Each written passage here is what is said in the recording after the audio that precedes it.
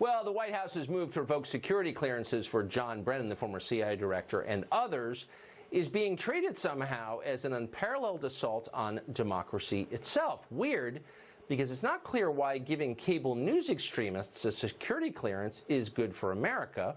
But to the left, apparently, it's a central part of the function of government, along with letting non-citizens vote and ignoring the Second Amendment. So what exactly is the reasoning for this? John Summers is a former staffer for Senator Harry Reid, and he joins us tonight. John, thanks a lot for coming on. You bet. Thank you, Tucker. So you can't see him, but I'm looking at my cameraman now, who served in the U.S. Army in artillery in the first Gulf War. And he served his country in war. He left. He did not get to take his howitzer with him. Why would John Brennan, who no longer works for the government, get to take his security clearance with him? Well, because I think what we're seeing is actually another exposure of President Trump's willful lack of ignorance about what this all means. First of all, two of the people he listed don't even have security clearances to begin with. But the reality is what he's actually doing, rather than punishing the people who he's mad at right now, what he's actually doing is putting up an obstacle in front of the people who actually work under him and his administration, who are working to keep us safe. Because what happens is those people... I'm confused. So, okay, but how does John Brennan, and I want to understand this sincerely, I don't want to interrupt you, but how does allowing John Brennan, who is a cable news pontificator and a political extremist, you compare his views against the public opinion polling, he's on the extreme, how does giving him a top secret clearance when he does not work for the government, how does that help America? Seriously. Because, no, and I think that's a really important question, and I'm glad you asked it. Because, I know, that's why this show raised it originally. Right, because the people like him, whether you like him or not, are valuable resources to people who are currently in the intelligence industry, who are serving under this administration. They've got a lot of contextual knowledge. They've got a lot of experience. So, and there aren't a lot of people who can match that, who've been through these sort of fires that the intelligence community goes through. No, okay, first of all, just to be clear, John Brennan never served as a... Okay. John Brennan never served as a spy. He's a wholly political guy. He was not out in a trench coat, you know, in Vienna in the 80s fighting the Soviets. He was a desk guy his whole career, appointed by Obama to this post, is entirely political, and is making statements that, again, you know, accusing the president, quote, of treason and threatening the president, for whom the CIA works directly. Their job is to inform the president. This guy is the president's political enemy. That's fine. It's allowed. Of course, I'm not against it. But in what way specifically could the current CIA use this specific man's expertise to make America safer? Like, paint a scenario for me. Make me feel better. Because it's not just the CIA, and I've not actually worked in that branch of government, so I've not been through those through those scenarios. But the reality is, like I said, there are very few people who have that. There are very few people who have that knowledge and expertise, and so what knowledge and expertise? Look at the crises that we're going through right now, and the importance, the major situations that we're going through in North Korea, with Russia, with Iran. You've got people who have served under multiple administrations who have a lot of knowledge. What could Brennan, on both sides of the political spectrum. And I think when you talk about... But hold on, I'm not talking about... Slow down. I'm not talking about a lot of people. I'm talking about John Brennan specifically, the former head of the CIA, who walked out of a government job with maybe the single most important government asset he could take with him, which is his access to top secret classified material. So, well, that's where you're wrong. Again, he doesn't have access to classified information.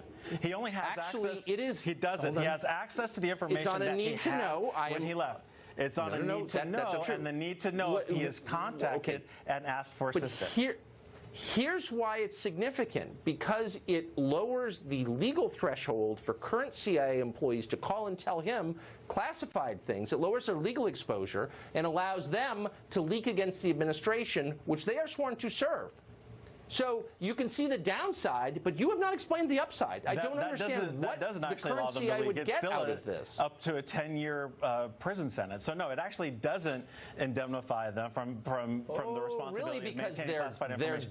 But I want to be clear about what they actually have access to and what they don't, because I don't think the public understands this. And again, this is for people who have served under both Republican and Democratic administrations. And I think I'm not talking about people. I'm talking about Brennan. Look, the bottom line is that we don't need Brennan to have a security clearance. The same standard should be held against... It's about a guy who's at NBC.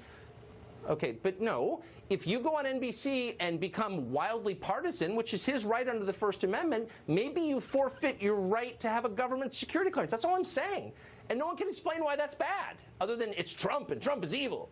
because it's all partisan and it all targets just a small pool of people. If he actually has an issue the way he described, then it should go against Republicans and Democrats and all people. I agree, but and that would be all right, John, we're out of time. They're barking at me in my ear. Maybe the CIA. Thank you. Great to see you tonight. You too.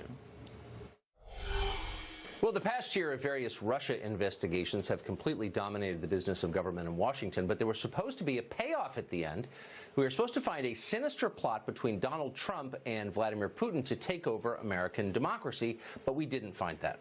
Instead, we found that our own intelligence agencies are, in some cases, hotbeds of partisan bias and political extremism. Peter Strzok, Lisa Page, John Brennan over at CIA still has a security clearance.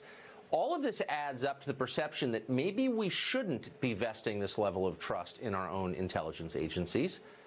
That's a sad thing. What can we do about it? Trey Gowdy is a congressman representing South Carolina. He's the chairman of the House Oversight Committee, retiring, and he joins us tonight. Mr. Chairman, thank you for coming on. Yes, sir. Thank you. So first, just a News of the Day question. I watched as the Speaker of the House, Paul Ryan, and Senator Bob Corker of Tennessee both seem to suggest that John Brennan deserved to have a security clearance. And I'm confused. What possible benefit to American national security would be served by letting John Brennan keep his security clearance? The only theoretical benefit, Tucker, and I'm just playing the devil's advocate, is if his successor wanted to discuss a fact pattern with him, having that level, that security background clearance would enable that conversation to take place. Having said that, having a security clearance is very different from having access to the documents. John Brennan, who, by the way, said President Trump was guilty of a crime for which he could be hanged, said he should be in the dustbin of history. I cannot imagine Mike Pompeo or Gina Haspel ever having any reason to talk to John Brennan. And the president can decide who does and does not have security clearances. Right. What I can't imagine is how the Speaker of the House could look at the stories describing what John Brennan has said in the past year, totally irresponsible and extreme statements, and say, you know, that's the man we want to have a security clearance. I don't understand how you could reach that conclusion. Do you? The only story I saw was that Paul thought that Brennan was being intentionally provocative, that the president should just ignore Brennan. I have not spoken to Paul about it, but it's not just Brennan. I mean, it's also Comey. I mean, Comey is telling everyone to vote Democrat, so Bernie Sanders will be the chairman of the Senate Budget Committee. So how would you like to be investigated by this gaggle? Brennan, Comey, Strzok, Page, and oh, by the way, there are other DOJ and FBI officials that haven't been named because they're not at that level. They're not at the SES level, but they also had animus towards President Trump. Those are the folks that were in these dispassionate, neutral, objective roles investigating the person who ultimately became president of the United States. The American people deserve an intelligence and a justice system that is as devoid of politics. I get that the president gets to pick the AG and pick the FBI director, but beyond that, facts are not Republican or Democrat. Neither should our justice system be or our intelligence community. So very quickly, Democrats on the Hill are enjoying this because it serves their short-term partisan interests, and so they're abetting it. But if you talk privately to any of them who acknowledge that at some point there's going to be a Democratic president, and is that person going to be comfortable knowing that the intel agencies could turn against him and destroy his presidency? I mean, are they thinking this through at all, do you think? Yeah, there are plenty of reasonable folks on both sides of the aisle. They don't always make it on television. Yes. But I think one of the challenges and one of the reasons that I'm glad to be doing another line of work come 2019 is the ultimate objective right now is to win. I mean, Adam Schiff says he has evidence of collusion between the Russians and President Trump. He said it over a year ago. He's presented to absolutely no one. There's no accountability for it. They want this investigation to drag on as long as it possibly can because it's going to affect the midterms, and they'll get the gavels in their hand. And what I would hope all of my federal citizens, regardless of whether you're Republican or Democrat, is just have higher expectations and demand more from your elected officials. It's not just about winning. It's also about governing in a responsible way that is worthy of people's respect. Adam Schiff accused me of working for Putin. He's an irresponsible buffoon. It's sad to watch it, actually. Mr. Chairman, thank you very much. Try working with him. Try working with him. It's worse. I can't even imagine. I can't. Yeah, our empathy goes out to you. Thank you. Well, the Attorney General just singled out colleges for turning bright